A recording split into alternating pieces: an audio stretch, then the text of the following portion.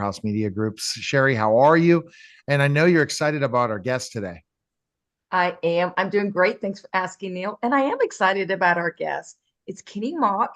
He's a good friend of mine, and he's done a lot. I got the privilege of working with him on his book, Leaving Your Life Legacy. And I learned so much from his book. But what I enjoyed was his journey of building a nonprofit that eventually became the fifth largest Christian counseling and adult services center in the country.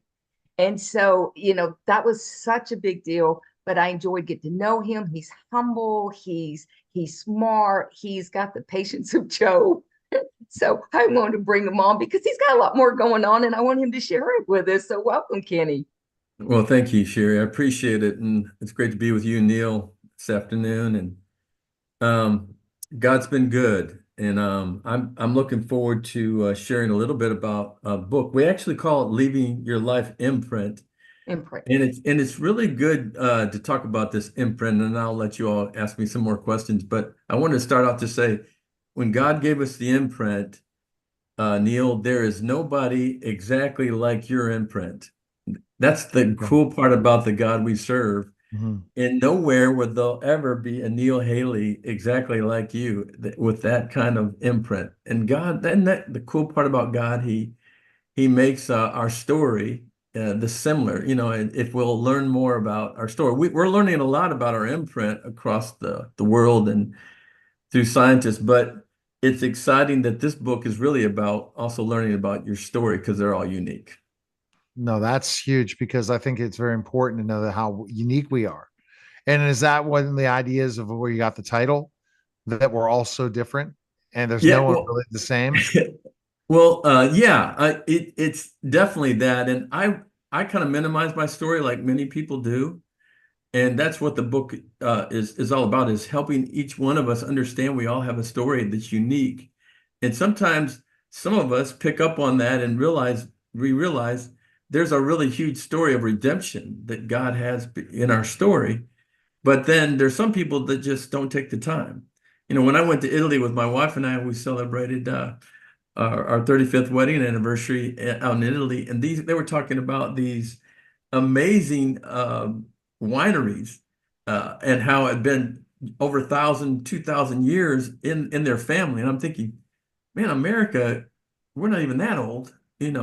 So I'm thinking we're just little babes. So I guess what I'm trying to say is, yeah, we all have a story, but it's important that you understand you have a redemptive story, and I found that in my book.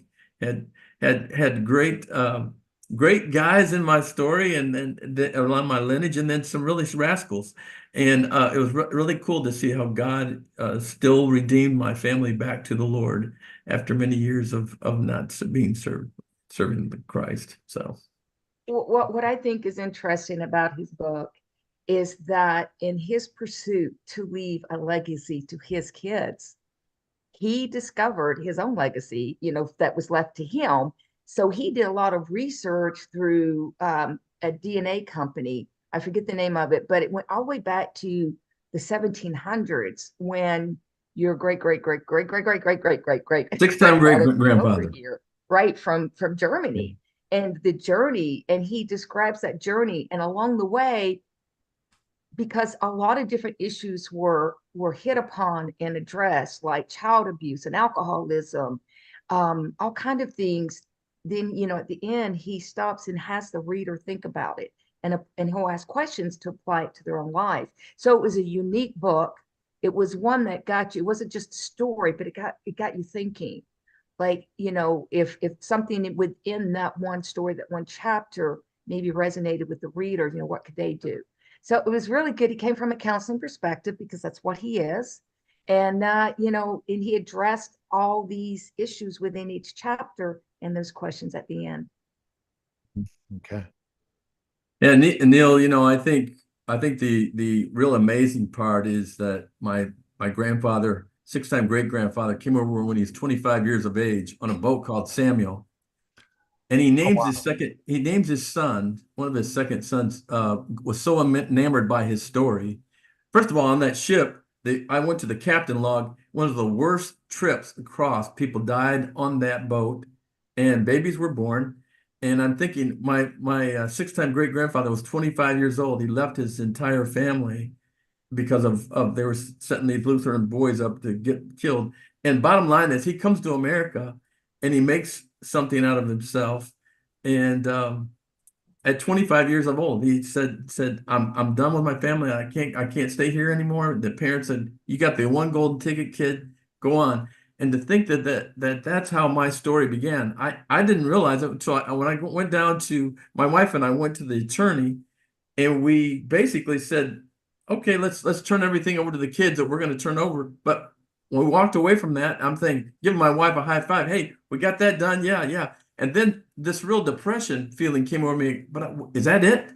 I'm giving them land, all these great things. And Neil, I finally realized within a month, that's all I had to give. What? I don't even know the rest of my story. And so that ended up being this book, Leaving Your Life Imprint. Now it's actually been, the second one was Dave Ramsey and Ken Abraham. They're both New York Times bestselling authors, but they saw so much importance into that story. They said, man, I want my whole staff to get this story to inspire them to do something. And so now all these employees and people that God has put in their life, they're getting excited about their own legacy story. And so my message is, I'm going to conventions and talking, is saying, now's the time to start telling your story, because if you wait too late, it's in the grave. Right. And then you got hidden treasure in the grave. You don't have the story. No, that's so true. And I think that the missing component is, how do you live your legacy? How do you put yourself out there to say, what, when I do die, what am I leaving? And that's so important. That's something to really wake yourself up from, right? Yeah. So Neil, I go to, so on our anniversary, I go to Germany and I find out where no mock has ever been there.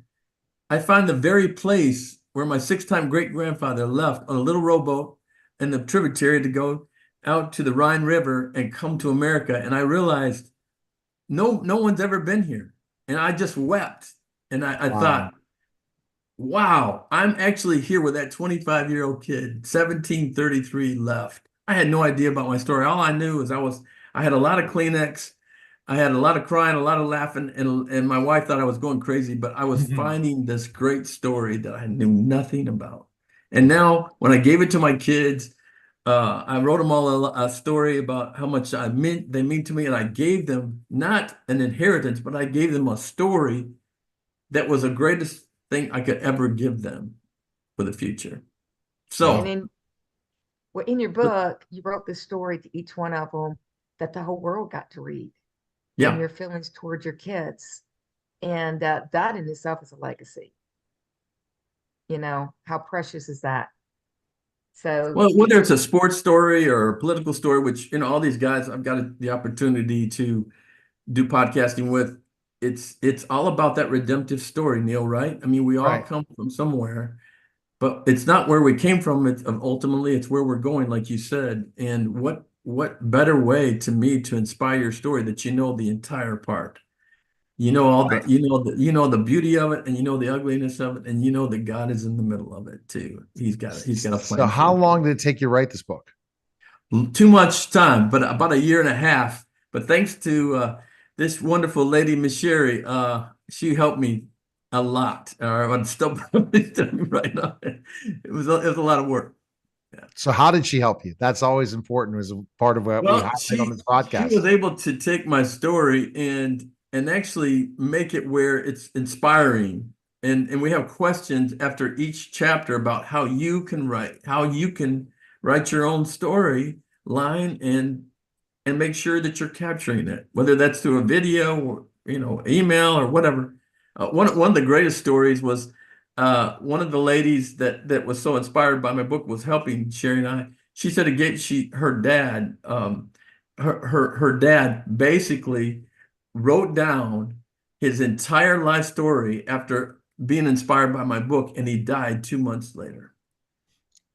And I think, wow, I had no idea, the impact that impressive story would have on somebody else's life.